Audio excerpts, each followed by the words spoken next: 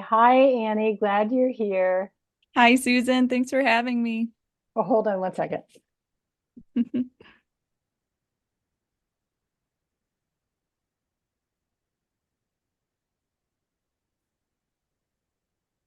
Sorry, I didn't notice. Sorry about that. It's fine. Okay, we'll start over. Hi, Annie. I'm glad you're here. Hi, thanks for having me. So, I'm excited to talk with you because you have a topic that I think so many parents can relate to, and it has to do with boundaries, particularly boundaries in two different households where they're not always the same. Do you want to kind of, in general terms, give us the lay of the land? Yes, I have two children that I split custody of with my ex-husband. They are 6 and 10, a boy and a girl.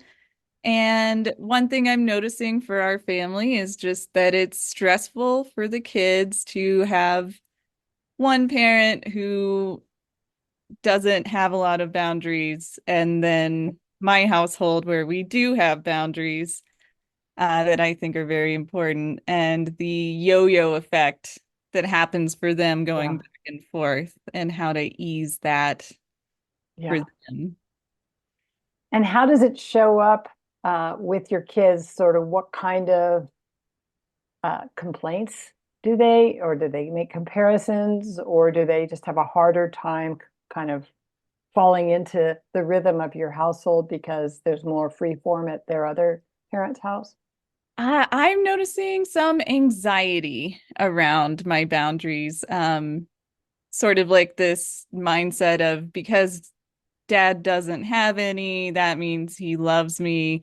And when mom says, "Oh no, you can't watch a movie until you've read your book for the day," um, they feel a little anxious, like maybe they're in trouble because having that boundary put in place is Mm.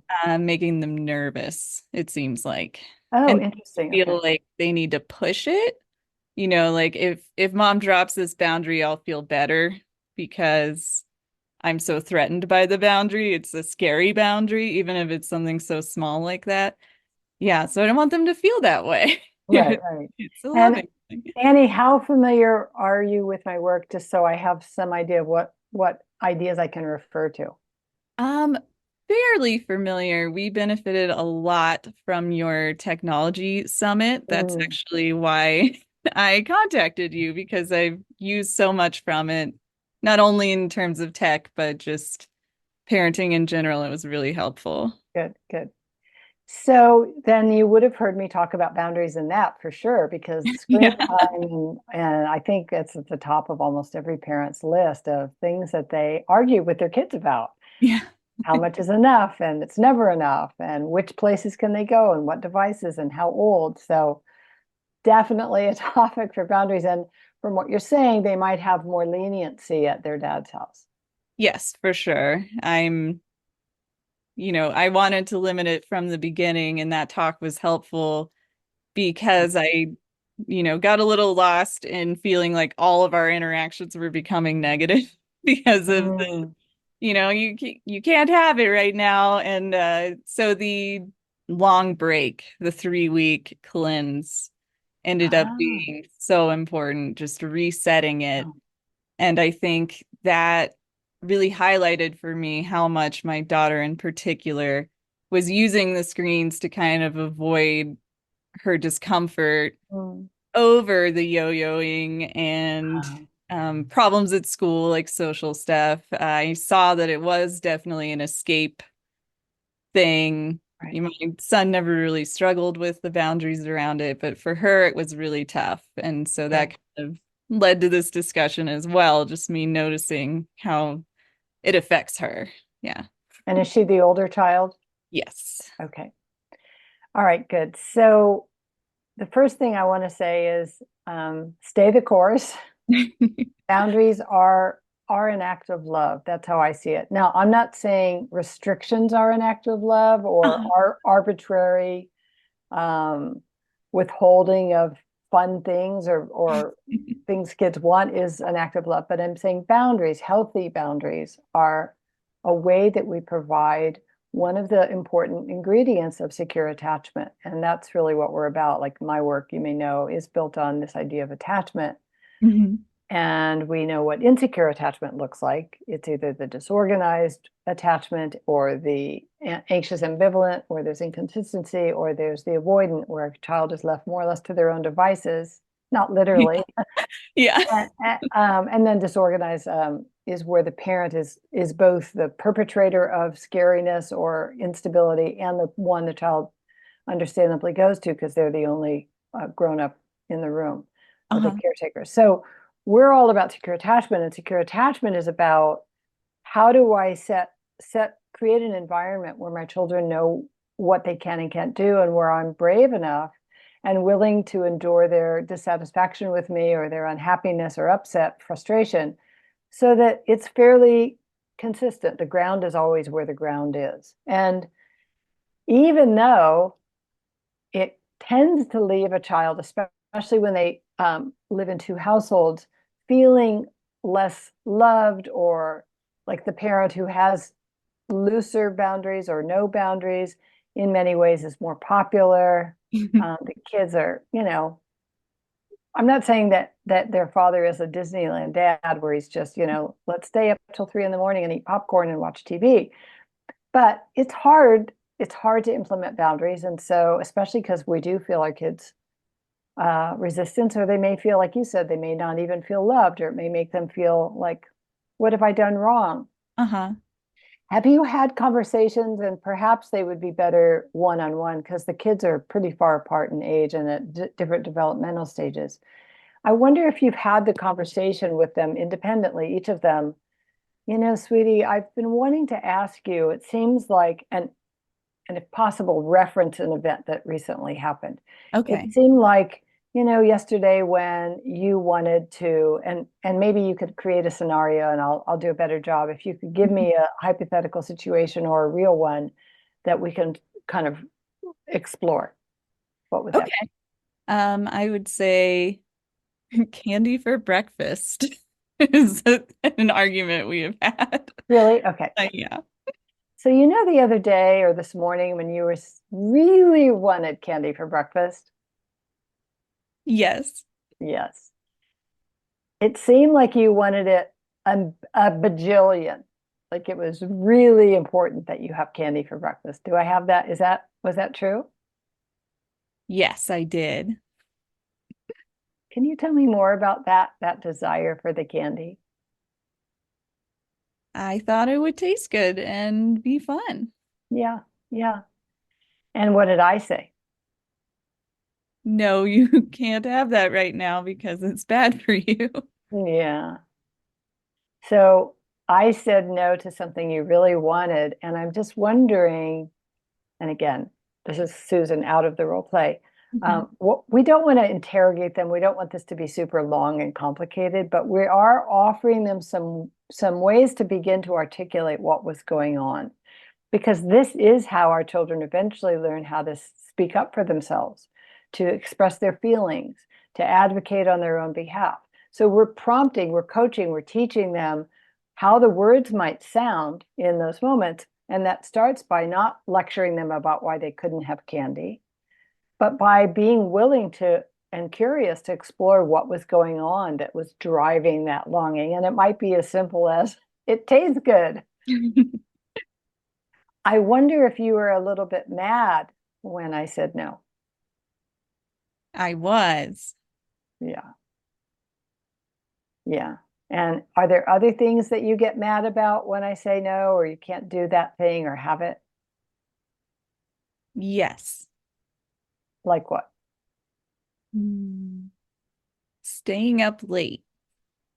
So again, out of the role play for a minute. Now I'm using the thread of the candy, so it's like pulling a thread to see what else is there. And this is Okay. where it gets really interesting, and where we miss these opportunities with our kids, because a lot of times we'll just say, well, let me tell you why you couldn't have candy. Hmm. But if we slow it down and we say, I'm not going to lecture, I'm just interested. And where else do you feel that way? It helps the child also become more self-aware.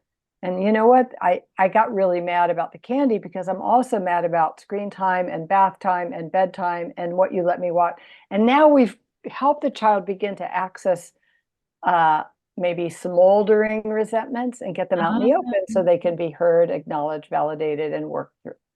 So another time when you feel like it's not, you don't like it when I say no is around bedtime.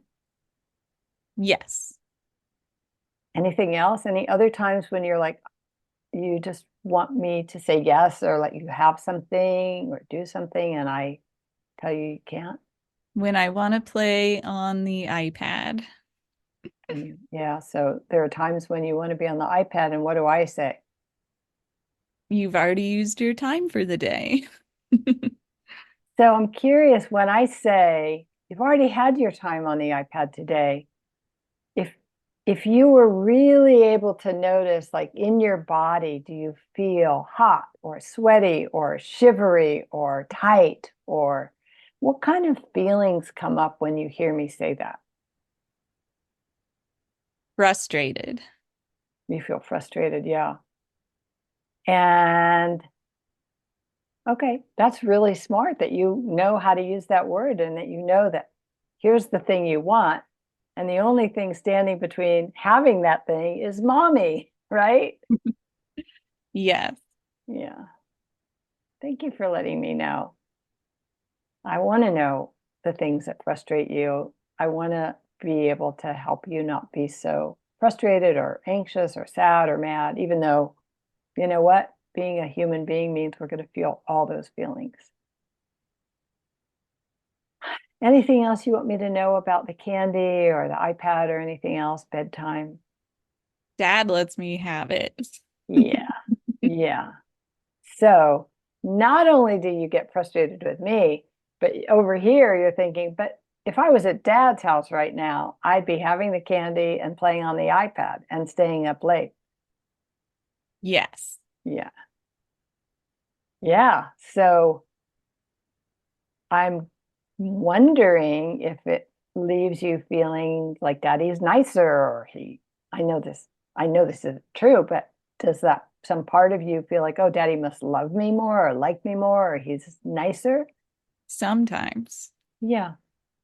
Yeah. Which of those things?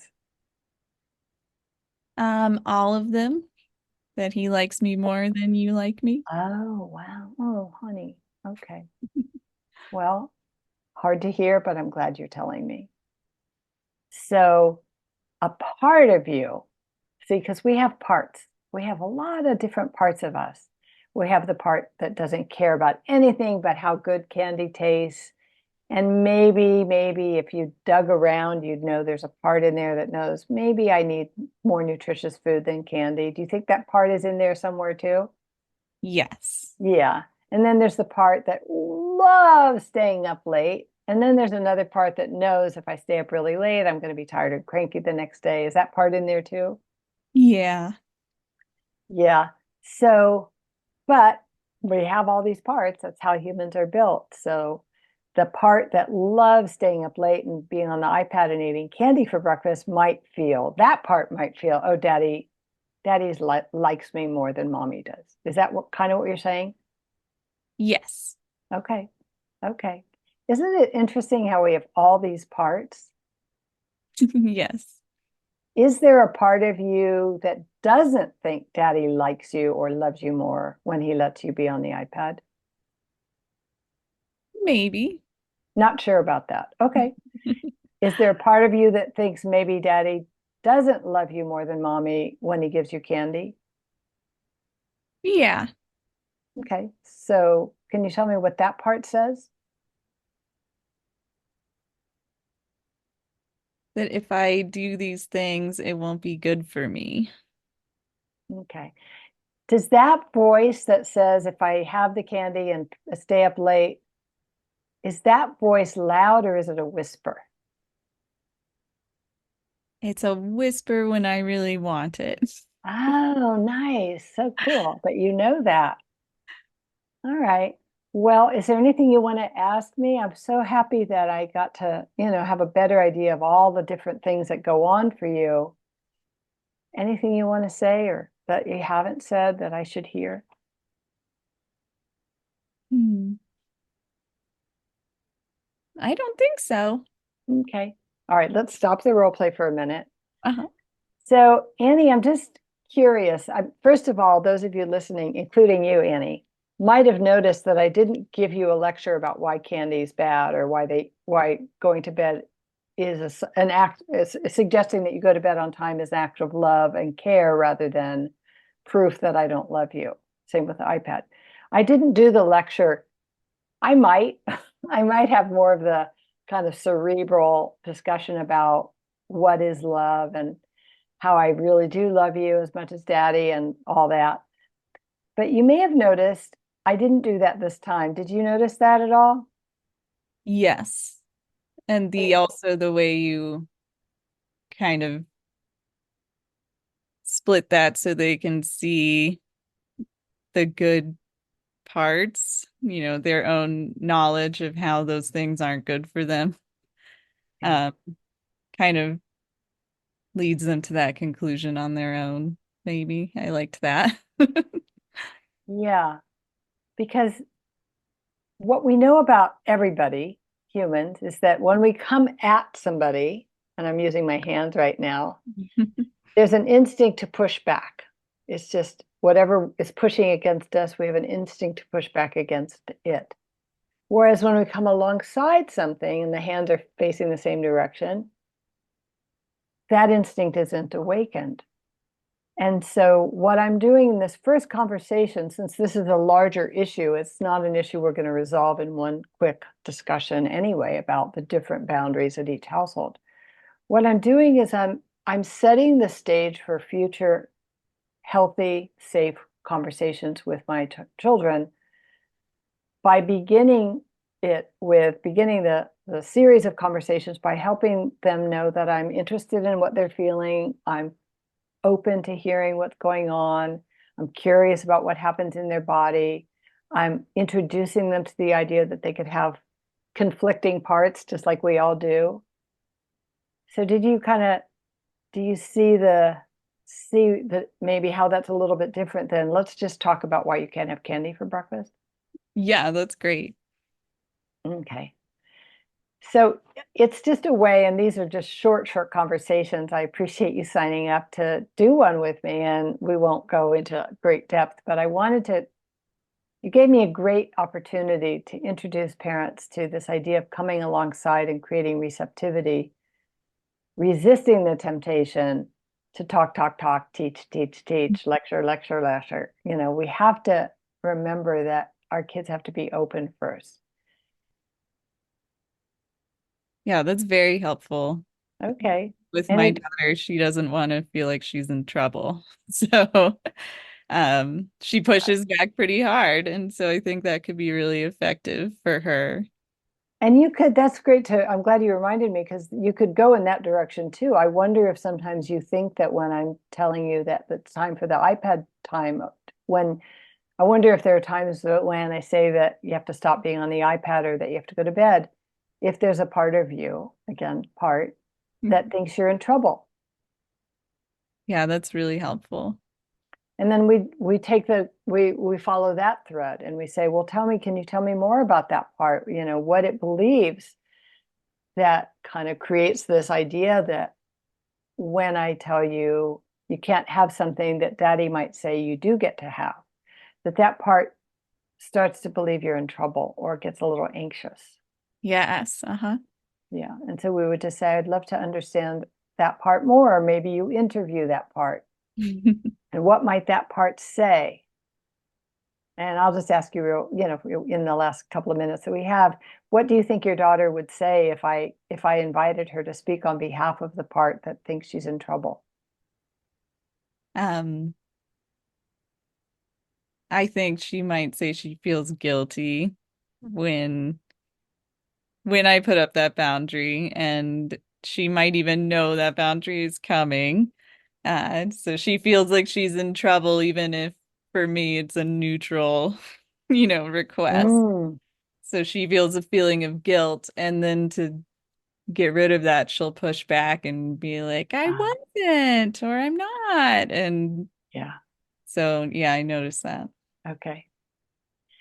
I think it's a really interesting area to explore that she is sort of harboring this idea that not being in trouble looks like you saying yes to everything. And Uh-huh. being in trouble is proven by you setting a limit. I think there's a lot of interesting discussion you could have, not long-winded ones, but Uh-huh. wow, because a lot of kids will feel that the parent is being mean or unfair.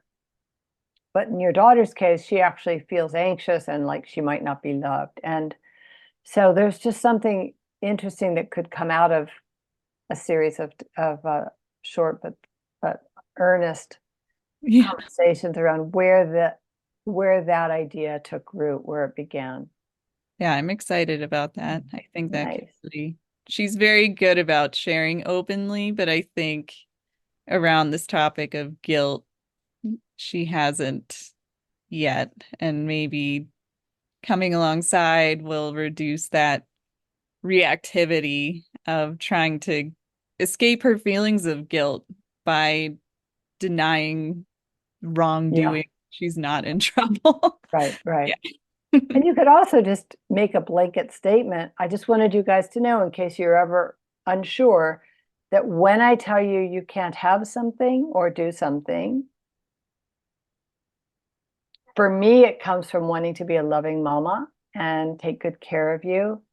And if you're ever feeling anxious or worried that I'm upset or you've done something wrong, come and tell me so we can kind of nip that in the bud so that we can address it before it starts to really kind of take on a life of its own. You're welcome if you ever feel that when I tell you it's time for bed or they can't have candy, if you ever hear a part of you saying, "Oh, I'm in trouble," just come and tell me, okay? Because I want to be able to reassure you that it's just about me setting loving limits and that I love you upside down and sideways, and we can clear that up.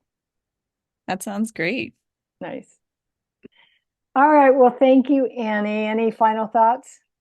No, I think that gave me a lot of great tools to, test out and see how she responds to it. It was very helpful. Thank you for meeting with me. So happy to have the time with you. All the best. Stay in touch. Thank you. You too. Bye. Bye.